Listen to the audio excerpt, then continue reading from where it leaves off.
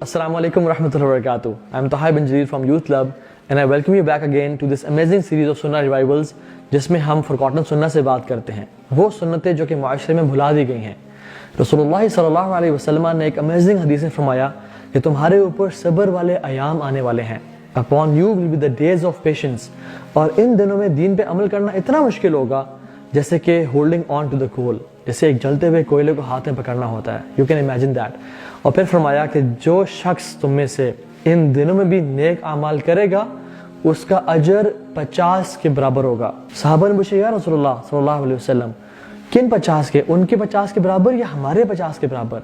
अल्लाह ने फरमाया तुम्हारे 50 के बराबर सल्लल्लाहु अलैहि वसल्लम। और उन लोगों की क्वालिटी क्या होगी? हुमुल लज़ीना युहयून सुन्नती व युअल्लिमूहा अन्नास। ये वो लोग हैं जो मेरी सुन्नत को जिंदा करते हैं और लोगों को बताते हैं और पढ़ाते हैं इसके बारे में।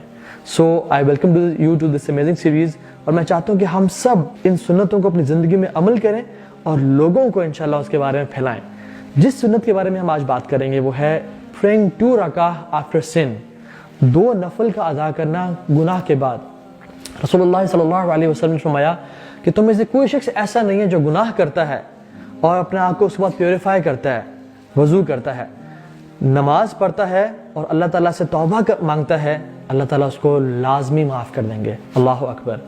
किसी इंसान से भी गुनाह हो जाए, अस्तगफिरुल्लाह तो पढ़ना चाहिए, नदामत इख्तियार करनी चाहिए, लेकिन एक जो सुन्नत जिस पे अमल करना चाहिए, जो कि सहाबा उस पे अमल किया करते थे, कोई भी गुनाह हो जाए तो हम क्या करें?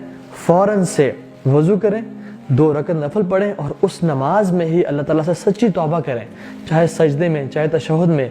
और अल्लाह ताला इस हदीस के मुताबिक इंसान को के गुनाहों को माफ़ कर देंगे। कुरान में आता है इन्नल हसनाती युज़हिबन सय्यिआत, कि बेशक जो नेकियां हैं वो गुनाहों को मिटा देती हैं। और एक और हदीस में आता है लेकिन फरमाया इत्तकुल्लाह हैथुमा कुंता व अतबि सय्यिआतल हसनता तमहुहा। अंडरलाइन दिस स्टेटमेंट व खालिकिन नास बिखुलुकिन हसना। अल्लाह ताला का तकवा इख्तियार करो जहाँ भी तुम हो।